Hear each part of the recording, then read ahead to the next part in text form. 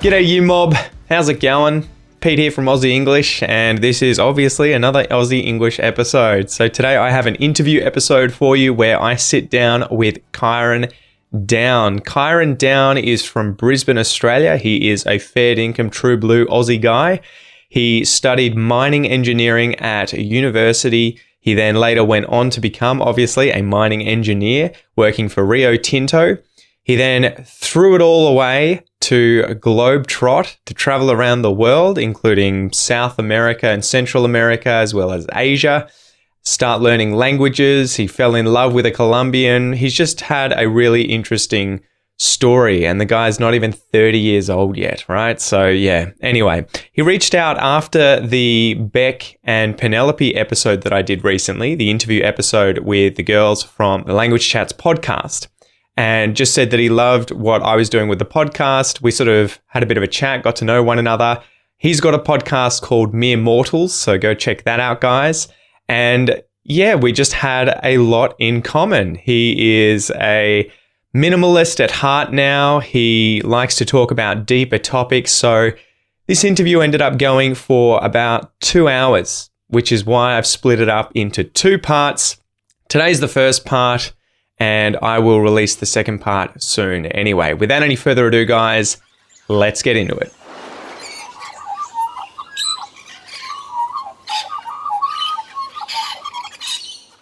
G'day you mob, welcome to this episode of Aussie English. Today I have special guest Kyron Down, who is the host of the Mere Mortals podcast. But more than that, you have a pretty interesting background, as I was just telling you that I was looking into your LinkedIn. So you've worked in mining, you've done quite a bit of extensive traveling, as you can probably see, guys, if you're watching the video. There's a picture of South America behind him. Got my Argentina beanie on as well, so... How dare you, dude? You got Brazil behind you on the map, and then you got the Argentinian. Yeah, well, funnily enough, this one gets insulted a lot because it almost looks like Chucks. So I've had a couple of times people being like, "Are you wearing Chucks on your head?" And I just went, "There's a lot of Argentinians who would not be happy about that." For those of you who don't know, Chucks, I assume you mean the stuff you clean the kitchen with, right? Yeah, exactly. Yeah. These are blue and white wipes. Yep.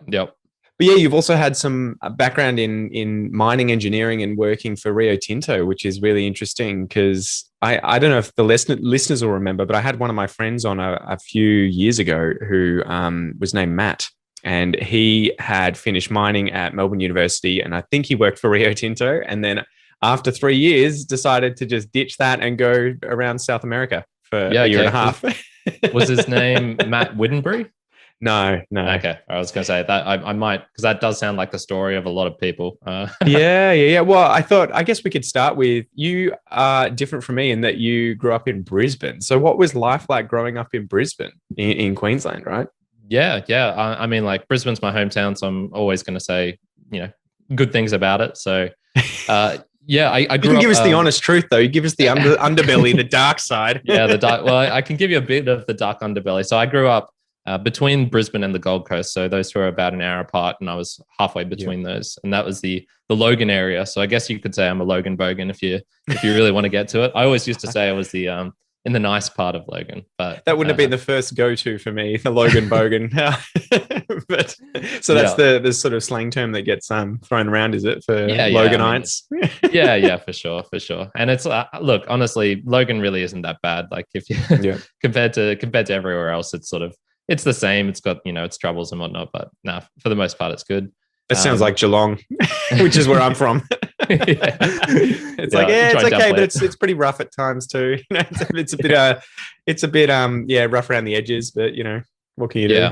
Yeah. So Brisbane, I guess you guys have all the good things. You're not too far north, not too far south. You're just right. That's pretty much what I say. I mean, like, the weather's nice as well. I mean, I'm a little bit of a complainer, so I'm decked out in my jumpers and stuff, even though it's barely winter here. Are you allowed to own those as a Queenslander? Or I think it's a little bit on the sketchy side. I try and get away with it. I remember when I was doing biology at Melbourne Uni, and I was going up to Bundaberg to do the turtle volunteering up there.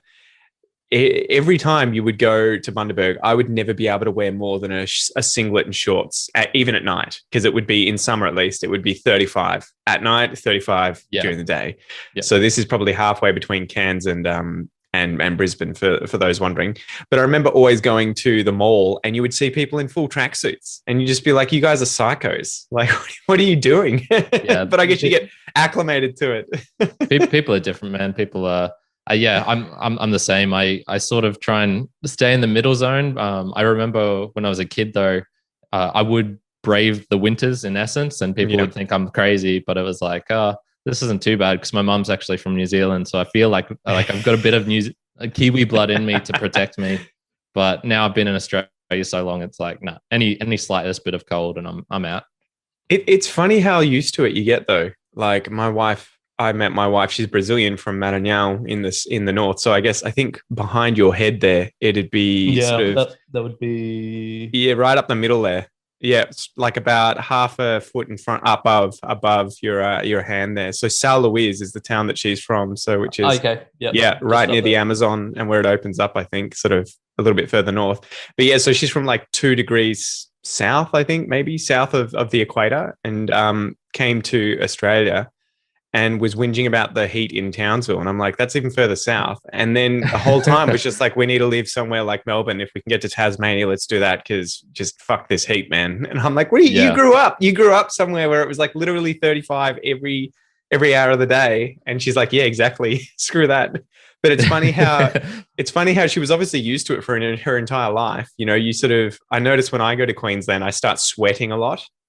But then after a week or two, your body kind of gets used to it and it's just like, oh, okay, I don't have to sweat like I used to. You know, it's really funny how it kind of acclimates after a little bit. And I think it's probably the same for the cold. You'd come to Melbourne and then have your first winter and be, you know, sleeping in a full tracksuit and bitching about it. And then after that, you'd be like, oh, this is great. I can't go north. Yeah, exactly. Yeah. So was it all glamorous though? Is Brisbane gets kind of a bit of shit, I think, from the rest of us, right?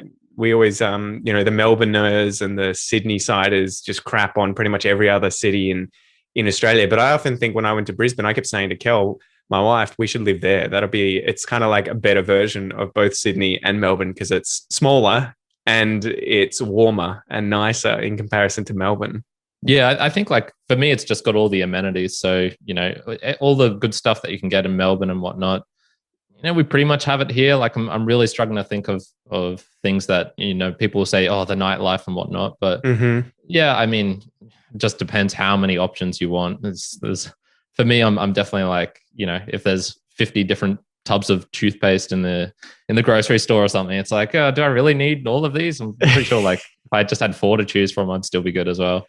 Well, isn't that what is it called? Like choice fatigue that you end up getting? Yeah, I remember there used to be a few Asian restaurants that we would love going to in Melbourne when I was living in the city there studying. And I remember sometimes I would just get massive choice fatigue because I'd open up the menu and there'd be 250 options. And yeah, that's ridiculous. I would just be like, I feel like whatever I choose, it's not going to be what I really want.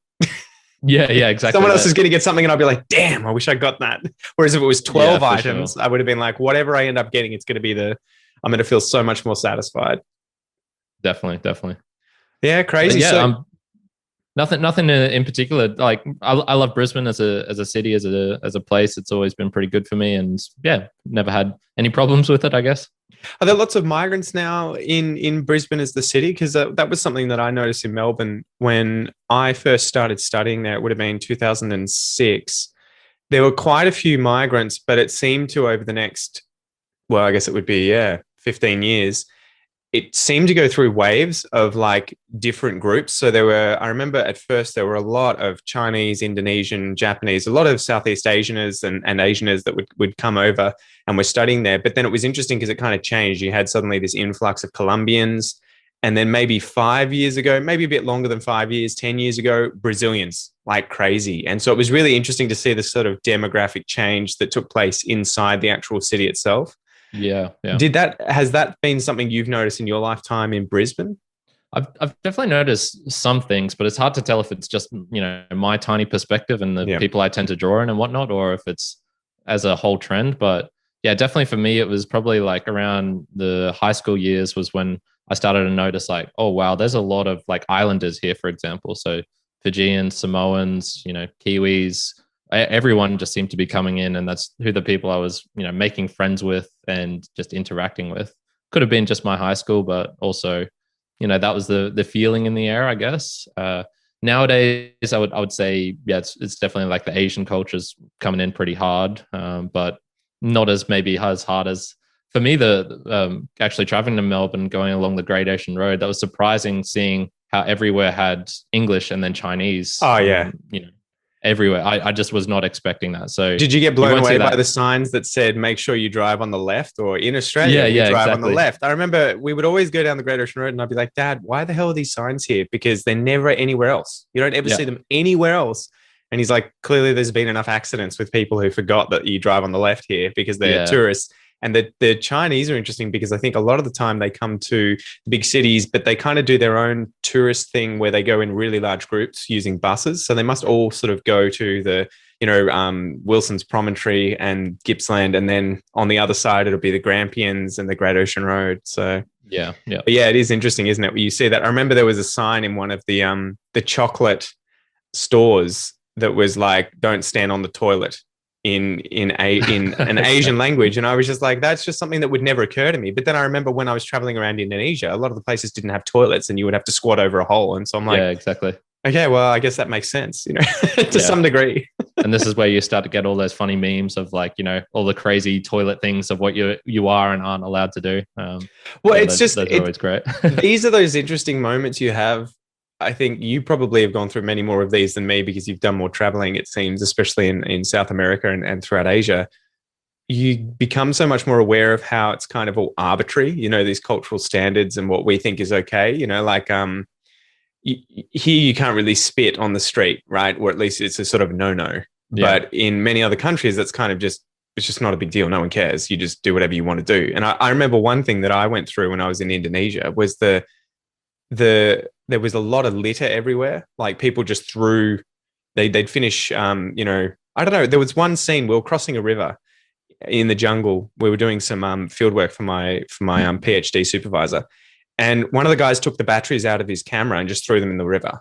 And I was like, dude, what the fuck? What are you doing?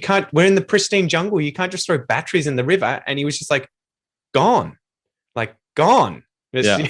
Yeah. gone, disappear. And I'm like, dude, your village is downstream from the river. Like the batteries are going down there, or they're going to leak out all of this unwanted crap. And I remember my supervisor being like, he's got other priorities, dude. He doesn't have time to worry about this kind of shit. This is a very Westerner kind of way of thinking about it. And it was like one of those moments where you were like, oh my God, I'm so, just locked in my own cultural perspective of the world.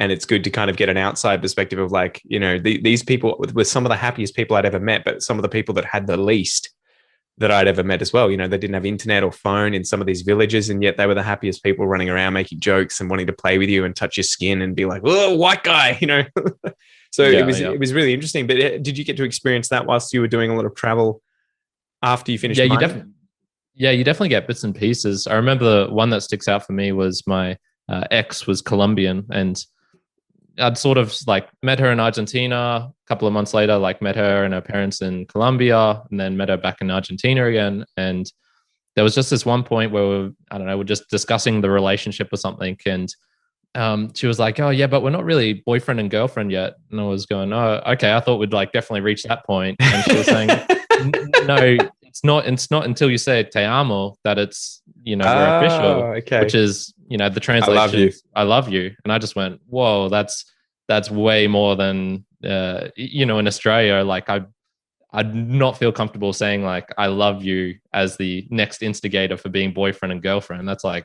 well down the line. So even that I haven't really thought about. There's a thing in Brazil where they call it ficar, which means to stay with. Right. I think, and Brazilians are going to ream me because I don't really still get the whole dating culture because I dated one Brazilian.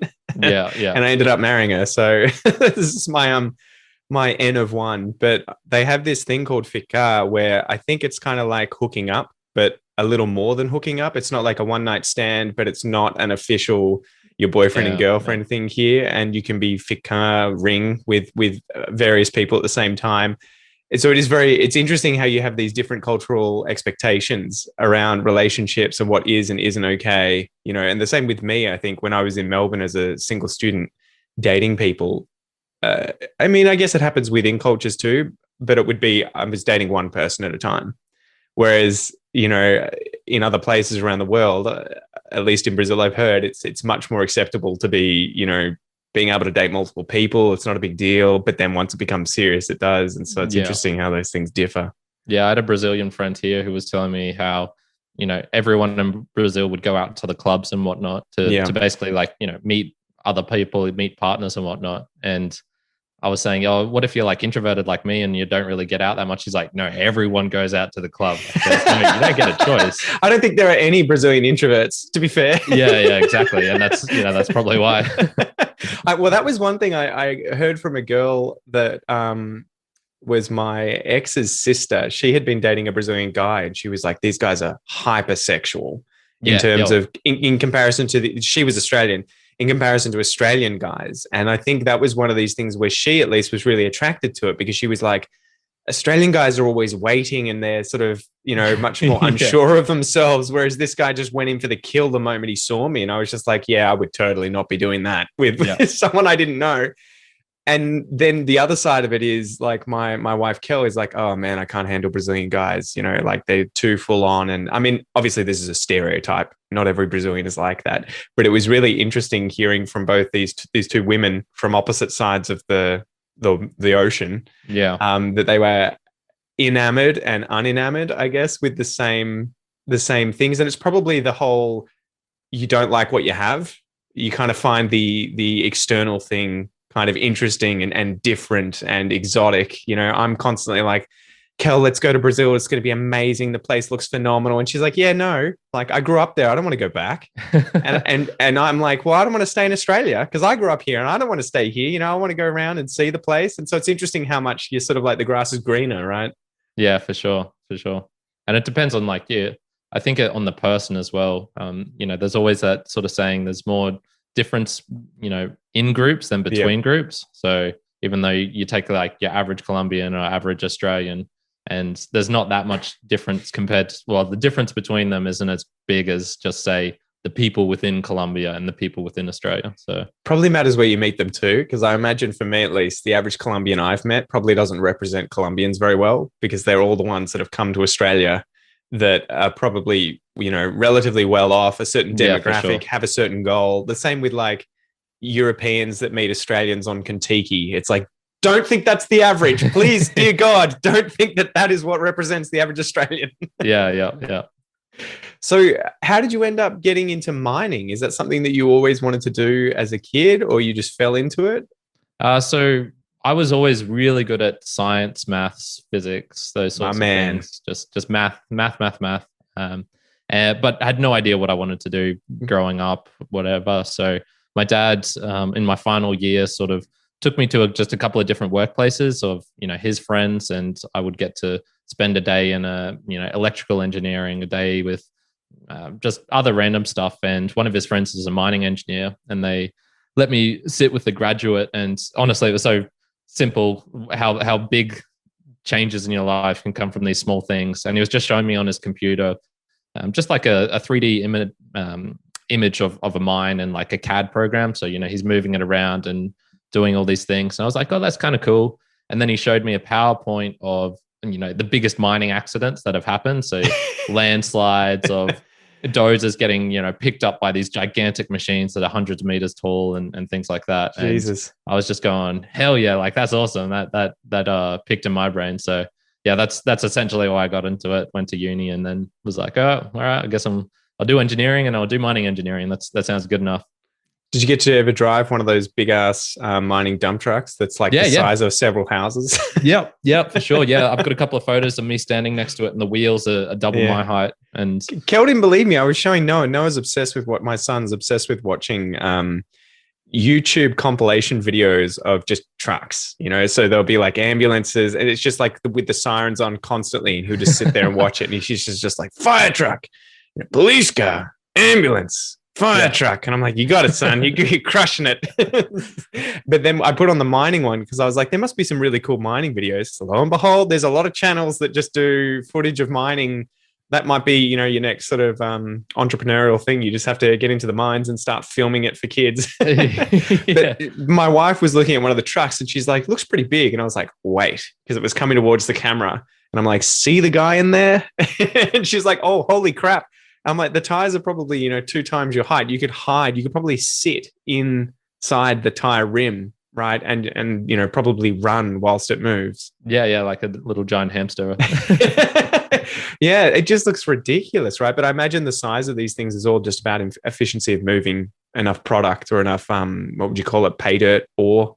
Yeah. Generally, the bigger the machine, obviously, the more it costs, but the more efficient it gets over time, just scale of economy sort of stuff.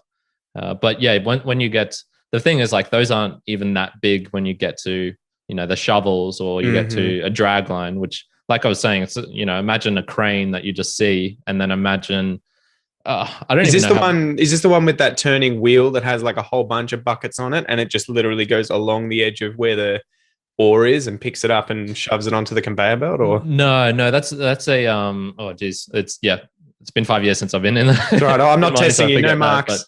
Yeah, no, a drag line is essentially like, imagine just a gigantic sort of like, if I had to guess, probably 50 meter by 50 meter by 50 meter box. So half a soccer pitch, just high up, and that's just the workings of it. And then there's a huge crane attached to it. And I'm having a look at one of them now. The images, holy moly, this is like the biggest digger you can imagine on steroids. Yeah. And so those things, they just power through. Holy moly! And they'll just pick up dirt and chuck it, way behind them and form like you're essentially forming mountains behind them. You can, if you had a snowboard or something, and it was a nice chilly Brisbane day, although that not won't really happen. But yeah, you could. Those things are huge, just gigantic. How do they get these things to the mining place, or do they have to construct them there? Because surely they don't fit in the roads. Yeah, parts of it do. So they'll bring like, obviously there's like the real big stuff. There's some things like you can't make a cog any smaller if it's yay big. So there are some things that they'll have to bring just through the roads, and they'll just block off the whole road for however long, and it'll just come along. But yeah, most of it's done through building it on site. Good God, that'd be like ants making Lego, right? If you had a video of it over a time capture or something, like a time lapse. Go on YouTube and you will definitely find a that'll be the next build thing. Or my son will get into that. Yeah, far out. So what made you decide to sort of get out of mining after 3 years? Because it tends to be one of those jobs that's renowned for being massively lucrative, and you get to see a lot of the country quite often. Yeah, Look, honestly, the turnover rate while I was there was pretty high. I think I almost did well for getting to 3 years, because it's I was going to ask, that was going to be the next question. It's look, it does pay well for sure, but there's a price you pay for that, and that's the isolation, that's the shitty work hours, that's the FIFO work. If you've ever done night shift, it's that stuff's terrible for your body. Like it's not good for you. So is it also the shifts are like 10 on, 2 off, or 5 off, or whatever it is? Yeah, it depends. Like you'll get some which are nice, which are more even. So it'll be like a 7-7, 6-6, or there's real weird ones as well that are like 4-3, 3-3, 4-4. It just changes all the time. So is that just arbitrary? Like it's based on how many workers you've got of a certain job, and you'll just be like, all right, well, you're just going to say this week it's 3 days on, 4 days off for everyone, and we'll just rotate through you. Depends on the workers' unions as well. They sometimes they have a lot of say in like dictating what type of roster they want as well. So it's a bit of everything. You'll get some people who like these really short, sharp changing ones because they can go home more often. And then there's probably more like, I don't know, younger single people who are like, I can do 3 weeks on, like that's okay, and I'll come back with 20 grand or whatever it is. So. Well, I've had friends do that. I remember I was working at a pizza shop when I was in the end of high school. And I remember there was a guy there who was a miner, and he was just like, I just went there for 3 years until I had enough to buy a house. And I was just like, fuck, that's insane. Like, but he's like, man, there's nothing to spend it on. You can spend it on booze and maybe prostitutes and food, but you've got nothing. If you're in the middle of Western Australia, He's like, there's just literally nothing for you to waste the money on unless you're buying stuff there and being an idiot, like a house or cars and stuff. But if you're being sensible and just working, it's not like you can go skiing or that you can hang out with your mates, that you have to fly all the way home to really, go night clubbing and that sort of stuff properly. Yeah, that's the problem though, because a lot of people will go home and then they will go hard. Okay. I had a friend who, was in the mining boom, was just, he was there for the good times and was like, he'd get off shift and be, I've got a week and a half to kill. What am I going to do? I'll just fly to New Zealand. I'll fly to Papua New Guinea. Like I'll fly to wherever, spend 3 or 4 days there and then come back. And that's just, not the most efficient way to travel, for sure. Or save money. Yeah. And honestly, the amount of people who have jet skis is ridiculous. And that was always my pet one. Like if you have a jet ski and you're living in, central Queensland, you're not getting much use out of it. So that was always like, what are you doing? It must be hard, I guess. You have these guys who are out of university and they would be on bugger all money if they were even working while studying, and then all of a sudden they're on $120,000 to $200,000 a year, depending on what the job is. And a lot of the time they're working large chunks of time where they can't spend the money, so then they find themselves with these huge bank accounts. They go home and they're like, well, it came pretty easily, so I assume it's always going to be there coming in. It's sort of like the musicians that get rich really quickly, right? And then all the sports stars who get paid these ridiculous amounts of money and then burn through it because they haven't been taught you need to invest, you need to be careful, don't just buy Ferraris and houses that you're not going to use and you're going to want to get out of. Yeah, for sure. And it just depends where they come from. I found that the people who lived out there, like the sort of more country folk, I guess people who weren't doing the FIFO work, they generally were better with it because, they'd grown up on the farms nearby and they had all the connections and stuff. So even if they did spend money, like it wasn't extreme. Whereas, and most of them aren't, university graduates coming in. They're, sparkies, the diesel fitters. You'll get like all these types of people, and then some of them are really, really young, 18 years old, and imagine getting more than your parents have ever earned just straight out of like high school, essentially. And it's pretty crazy. It's pretty crazy when you think about it. So it was mainly just the work hours and shifts and everything, and you were just like most people, you're just like, I'm burnt out. I need to do something different. Yeah. So, I mean, like for me, it's kind of hard to say because I had probably one of the best gigs that you can ever get out there. I was working a 9-day fortnight. So when you're an engineer working in the office, you don't work those typical ones. You've got more closer to the 9 to 5 thing, although you still work longer hours. So I'd work 11 and a half, 12-hour days. But it'd be like Monday to Friday, Monday to Thursday. So I always had my weekends off, for example. I was in Mackay, which is a pretty big city, and it was only a drive in of an hour and a half to where I worked at. So all of that combined, like it was still kind of shit. Like you wouldn't have time to do, go back. You could go back midweek, but you're so exhausted. You're not going to do anything on like a Tuesday or Wednesday night. Other than like I had a soccer team, so I would go to a training and then like eat, go to sleep, and then go back out to the mine, sort of thing. And like I didn't hate it, but I didn't love it either. And I always just thought, you can get the average person works 80,000 hours so in a lifetime. And so, using that 10,000 hours to master anything rule, it's like, okay, what 8 things would I become a master at? Keeping my mouth shut in meetings and, listening to what the boss says. Creating designs that are just going to be used up and then spit out the next week, and then I have to redo it all again. Talking with people who I didn't really care about, who are like I wasn't good friends with, about shit that I didn't care about. So for me, it just got to this point where it was like, no, if I got to get like good at 8 things, I'd rather choose them and try and work out from there what I want to do. It's funny how that's such a modern sort of privilege. I mean, I imagine that it's not just a Western thing, but the whole being in a situation where you have the luxury of actually pursuing happiness as opposed to just doing what your dad and his dad and his dad and his dad always did. Like I was talking recently, I was interviewing my parents and chatting to them, and they do a lot of family history. And they're always talking about some of the people they dig up in our family. And they're like, the dad was a scissor, put it together the mum was or that his dad was that. The other one was, a farmer. His son was a farmer. His son's son was a farmer. And it was like, that's the same way for 10 generations. So it's always crazy to me when I think about it now. Even my parents are probably that first sort of generation that got to kind of choose and be able to pursue happiness later on in their lives. I think my grandfather was just an engineer for his entire life and, just had it all kind of set up. But I think he was that generation, my grandparents' generation, born in like the 30s, would be that hardcore. You go to school, finish high school, maybe go to uni if you're a man, get a job, and that's it for the rest of your life. You just keep getting an income, have a family, take care of your family, and then cark it at 60. Yeah, no.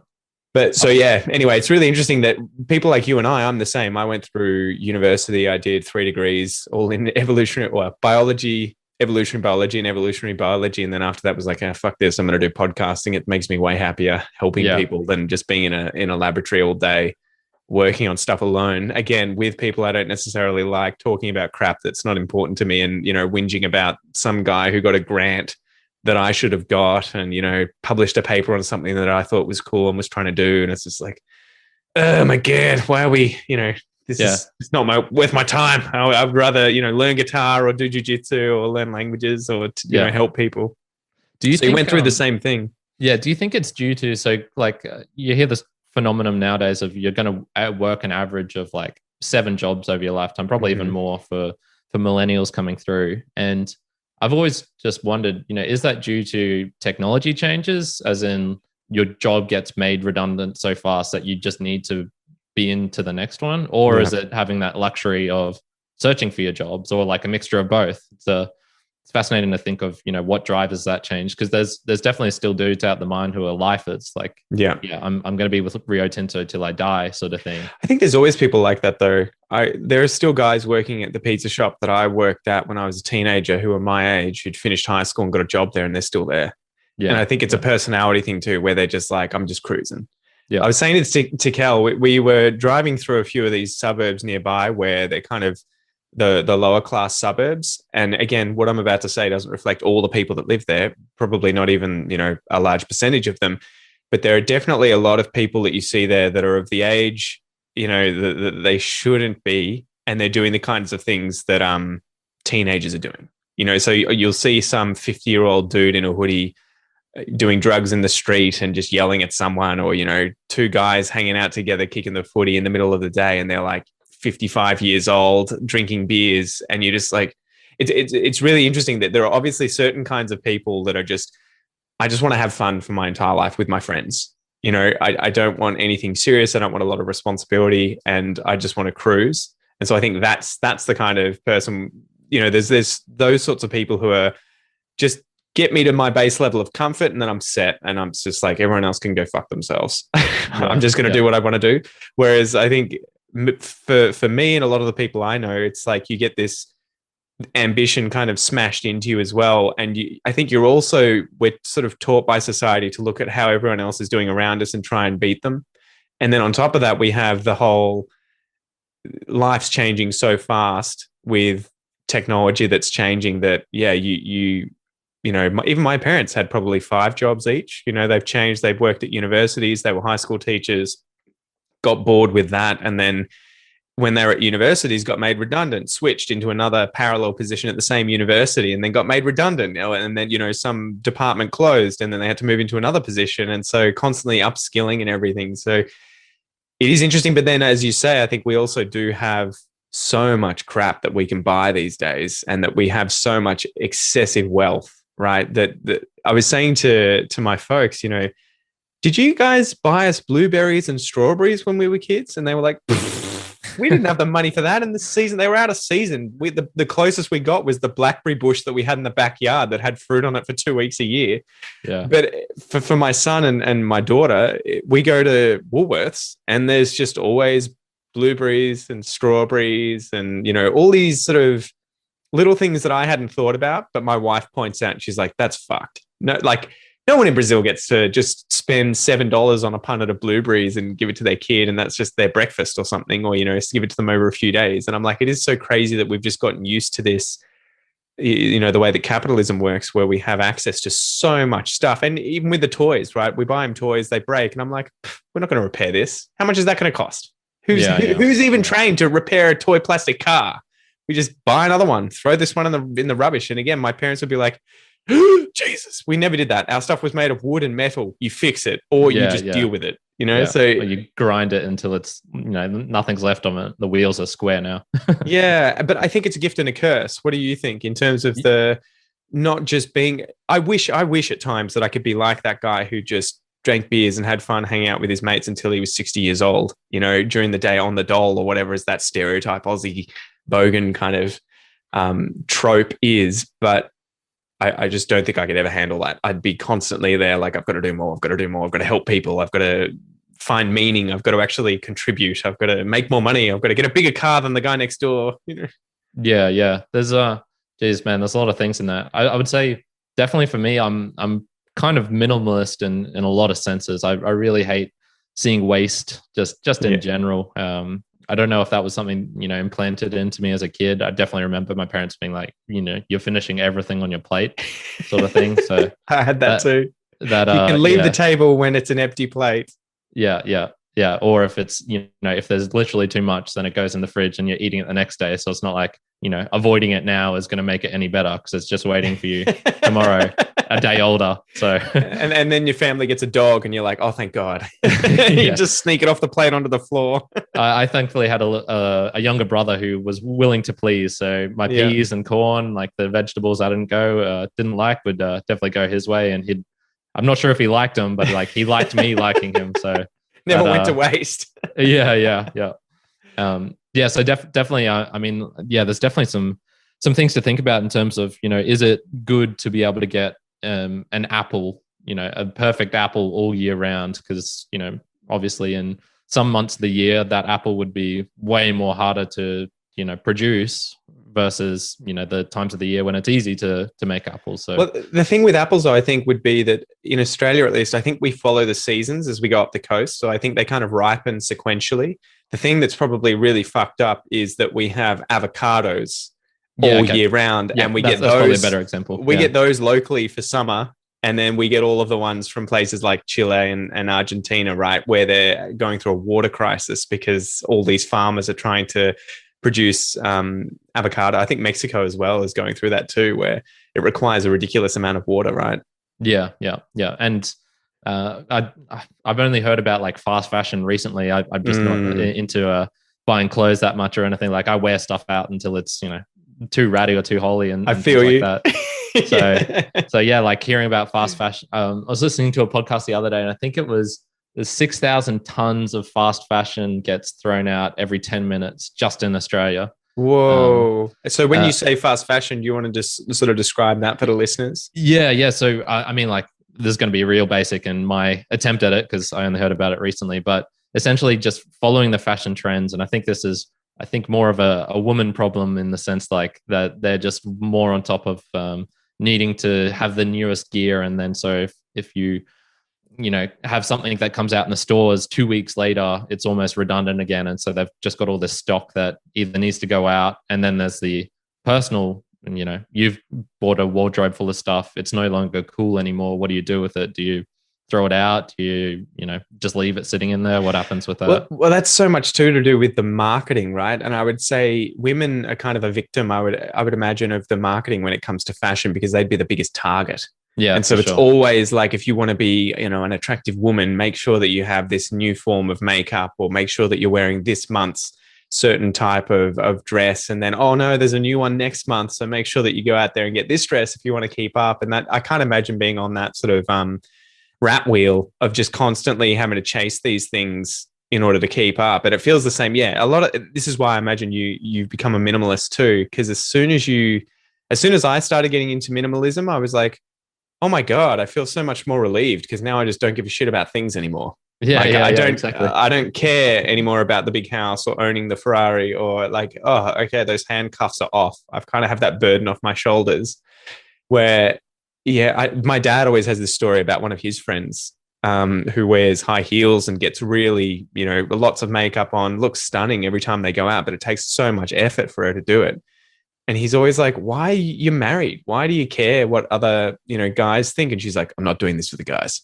I'm doing this so all the other women see me and they're like, damn, that chick's hot. And I was like, oh my God, it's so funny that it becomes this sort of, it's like the guys going to the gym wearing, really tiny singlets. My wife saw one of those guys recently. He was like a bodybuilder and he has like what would you call it? Like the tooth floss singlet that has like barely like a string over each shoulder. And she's like, why the hell do they wear them? And I'm like, because they want everyone to see the muscles. Yeah. And she's like, girls don't like it. It's not for the girls. He's advertising to other guys. He's showing other guys how big he is, right? So it's a funny thing with that sort of competition between and within sexes. Yeah, definitely. So how did you get onto minimalism? Was that just something that you were like looking into the whole self-improvement thing?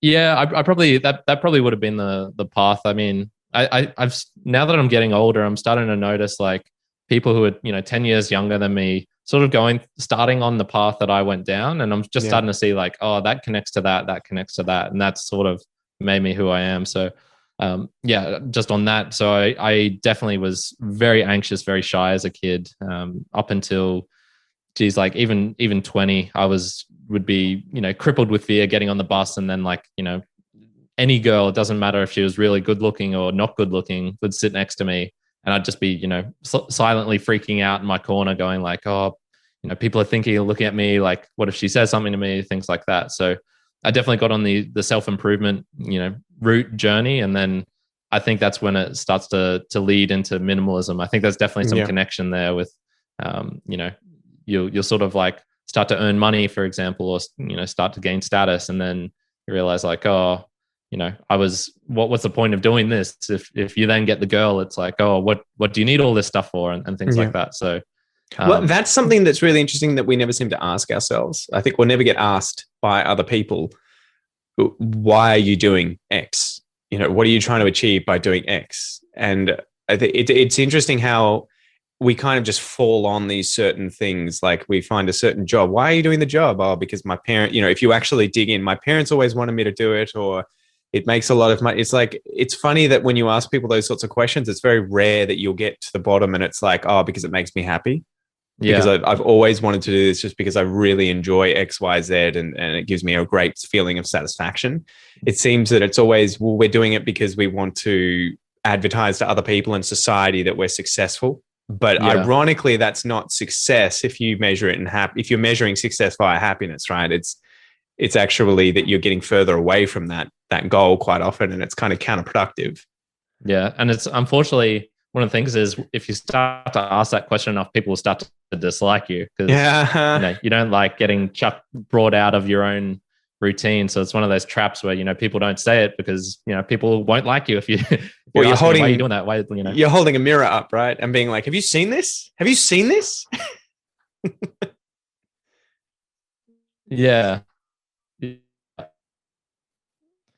So and it's like, equating success with happiness is a bit of a tricky one as well. I really don't like to think of it that way. I usually think more meaning is a better one. Like if I'm finding like the real meaning out of life, getting whether it be doing a book review or, trying to learn a one-arm handstand or whatever it is, like that seems to be more less fickle for me. Happiness for me is a very fickle thing. Like it comes and goes in waves. So I try not to focus on that too much. And it's more of like a byproduct of doing all the other things well in my life.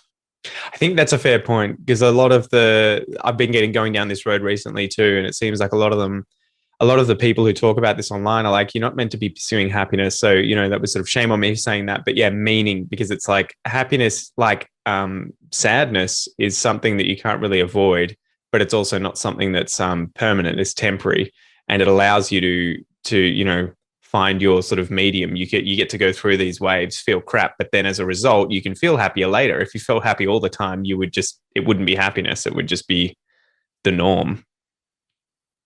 Yeah. And then there's all sorts of things such as, if I asked you, would you rather have, imagine all the best things in your life crammed into one day, and then would you take that day if then the subsequent day or, vice versa, was like all the worst day? Like, is your happiness level on the happiest day more than your sadness level on the saddest day? for most people, I imagine they're like me and that they'd say like, no, I wouldn't want to take that hard day just to have that happy day as well. Yeah, I think my life could be made very, very, very more times sadder and worse than it could be made very, very, very many times happier. Yeah, you know what I mean? There is a lot that could be taken away from you that wouldn't be able to be paralleled in terms of people giving me something, right? Yeah. And that's why happiness is, you know, might not be the right thing to aim for. Maybe you should be aiming for like not sadness, you know, trying to just eliminate sadness or eliminate bad things from your life. That's why I liked Stoicism, actually. Yeah. I got into that for a while, and it was, I found that would be better at like, you know, if like a normal day or a normal year, I experienced these highs and these lows, I'd find that if I had a more stoic mindset, I'd sort of cap them a little bit. Like they'd both come close to the center, but that would be good because I'd feel the lower ones much more. So, you know, even though I might be taking away a bit of my happiness at the top, like getting rid of that worse sadness or worse hate or anger or whatever it is at the bottom is much, much more better for me. It's interesting how much just being mindful of these things is helpful too. I mean, I know that you're into meditation.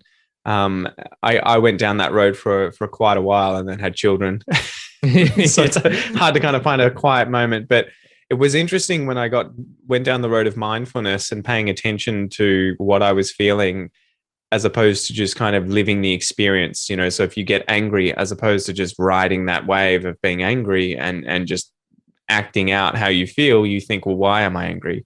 What's the real reason for it? Should I be angry? Is this feeling justified? You know, oh, it's because he did this. Did he mean to do this? Oh, okay, so it's not a big deal. And then you're not angry anymore. So it was interesting going down that road and kind of, it feels like it's a way of capping those things, as you say, like the sad parts of your life or the stressful parts of your life, when you're suddenly able to kind of be mindful of these events and kind of step outside of just feeling it, notice it, and then let it pass by, you actually end up being able to deal with a great deal more suffering, or at least the suffering you're dealing with, you can do so much more easily than you could previously. So it's so interesting that this sort of ties in with the amounts of depression that we have today and social media and everything. It seems like everyone's medicated.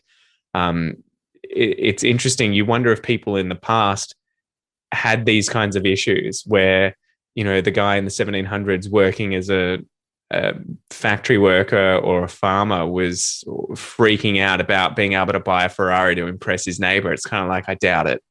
Yeah. He probably had other problems like the plague or, you know, or the church or whatever. But you wonder if we have higher peaks and higher valleys now as a result of the way that the modern world is sort of set up. Yeah, it's hard to say. I read this really good book on depression called The Noonday Demon by Andrew Solomon. One of like just this thick ass book. I think it was like 500, 600 pages. And he just went into everything related to it, you know, his personal experience, and then as well as like the science, and then personal stories from other people and whatnot. And even just like the history of depression, you know, where did this come from? Like, was this a thing back in the ancient days of Greece and things like that? And yeah, it was still around then. So there's definitely like a chemical or that imbalance in the head, the brain chemistry that's causing it. But yeah, definitely. I mean, like you don't have to go too far in human culture to see some places are better than others and some places are worse than others. And so, but I wonder if they had that social anxiety, because you would imagine back in the day, even just 100 years ago, you would kind of be born into the life that you were going to have for the rest of your life, right? The position in society that you would always have. You know, if you're born into the upper class, it's pretty difficult for you to end up in the lower class. If you're in the lower class, it's pretty difficult for you to end up in the upper class. Whereas today, I think the message tends to be sent to a lot of people. You can be anything. You can do anything. You can get anything. You can have anything. You can be the most beautiful person in the world if you just, I don't know, work hard enough. You know, it's something that I wonder if that's almost more of a curse than it is a gift, because you end up with that, as we were talking about at the start, kind of like too many choices. And then the kind of, well, okay, all right, so I'll do one thing. Oh, but shit, I could have done these other things. So you never get to feel really satisfied with one thing that you're actually trying to pursue because you're kind of looking everywhere else. I wonder how much it's something we always think we live in the best time, when we probably do in a lot of standards. We definitely do. Like health. Yeah. But I wonder with regards to, say, mental health or just social anxiety if we're actually much worse off today than people have been in the past, because it would be something you would imagine a lot of people just never had to think about. They were just like, I don't have to worry about, ever getting this amazing job to impress everyone, because it's just not something that's ever going to be possible. Yeah, I think I always would say, yeah, definitely, like, so glad I'm alive, born alive in this century. Like, even if I was, in India, being born alive in this century is way, way better than any other place at any other time, essentially. Yeah, that's a good question. Is hope detrimental in some sort of sense, in that false hope or hope that's just so unlikely to be realized, is that more detrimental than just not having that option at all? And it's like, oh, I just got to do this. Well, a good example, I guess, to sort of give you a concrete one, would be the feminist movement, at least in its third or fourth wave, whatever it is currently. Like, there's quite a few waves going on. Exactly. As opposed to sort of the original ones that were just like, we just want to vote, we want sexual liberty. The ones today where it's kind of like, there's almost, at least in the West, this encouragement of women need to be everything that men are and were in the past, but better. And they shouldn't need any men. They should be able to do everything independently. They need to be able to have the full-time career, make the income equivalent to a guy, have all the children, be a full-on amazing mother, also be, drop dead gorgeous 24 hours a day, and take care of their health at the same time. And you kind of like, I remember chatting to my wife about this quite a few times and being like, there's just the message here. It's not that any of these individual facets has a problem. Women who want to follow their career should 100% be able to do that and do as well, if not better than any other man. The same with fitness, the same with family. But it seems like the expectation now is that women need to do it all, and I mean, I'm sure it's the same, but different for a lot of other groups in society where there's a lot of expectations put on you. But that was something I definitely noticed with the more recent feminist manifestation of the movement, that has become so much more about women being independent of men and better than, and also the message of just like, you should be able to be a single mother, full-time career lawyer that's rich as fuck and drop dead gorgeous. You don't need no man. And you're kind of like, no one can do that. Like the amount of there's only 24 hours in a day. There's just no way that you can have a successful family, a successful relationship with your partner, a full-time career, also be hyper fit from going to the gym, also worry about your appearance at all times. Like, there's just no way that all of that can be done. And I wonder how much that pressure, that messaging that's kind of been sent to people, is part of the reason that, there are such high rates of depression amongst women today, especially in conjunction with like social media, right? Where you're always seeing all these people putting up their best images constantly of living their best lives, and never get to see behind the scenes. And so you're constantly comparing yourself to all these success stories like Kim Kardashian, not realizing that she's probably fucking miserable, a lot of the time. You just never get to see that, right? Yeah. I think that's the killer one, the social media. I mean, I don't know if you're the same, but I was able to go from 2012, I graduated uni in 2013, and I had Facebook then because it helped me with uni. And then I went 2013 through to mid 2019 without having, any of them. And that's impressive. That was a blissful life at that point. You definitely did better than me. I mean, my whole business is online, and that's the gift and the curse thing of like, I have this amazing business that I absolutely adore, creating content for and working for, but at the same time, it's sort of like I'm handcuffed to social media. There's no real way around doing that, because that's how I obviously connect with everyone. So it's such a balance, right? It's like I have to make sure when I'm on social media, and I've been way more focused on it ever since watching that doco, The Social Dilemma, right? Where they really sort of pulled the lid off the whole mechanism inside of social media that's focusing on getting your attention, at all times, and just making you effectively spend more time on the platform so they can show you more ads.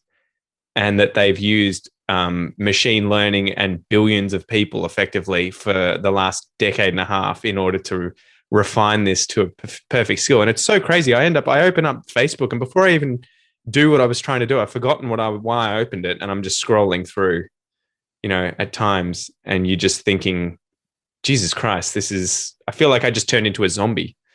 So it is interesting, Yeah. but I've had to try and avoid using it and being like, I'm going to get in there and post my thing. And then it's kind of like going into the store and being like, don't look at any of the stuff that you want to buy. Just where's the exit? Where's the exit? Yeah, the infinite feed's a hell of a thing. I really I start to see this all the time now where it's you were talking before about, women who are having to try and do everything. And I always have a chuckle when it's like, you find a person who's, super engaged, and then they're like, oh, okay, I'm missing out on my health, so I got to add this into the routine as well. And then it's like, oh, I'm starting to feel burnout, so I'm going to, be productive in my meditation as well. You get to the meditation bit and it's like, oh, okay, I've got to be really productive in meditating. And it's like, when you're trying to get productive in meditating, that's when you've gone too far. That's when it's like, no, now you need to like just chill out. Like you're overthinking things to the point of overthinking. And it can be the same things with like the social medias as well. What's their point of getting you on there? Well, to get you on there, to stay longer on there. And obviously for them, there's money involved at some point with the ads and metrics and whatnot. But when the irony would be that if they charged you, a lot of people would say, I'd be happy to pay to not see ads on Facebook. And it's like 100% they would have had that monetary model originally, and they saw that no one signed up for it, no one was interested in doing it. And so this is why we end up in this situation where it's a double-edged sword. It's free, but you have to see all these ads, and we're going to manipulate the crap out of this system to make sure you watch as many ads as possible. Everyone says, oh, I'd pay money for it, but then that product never gets made, right?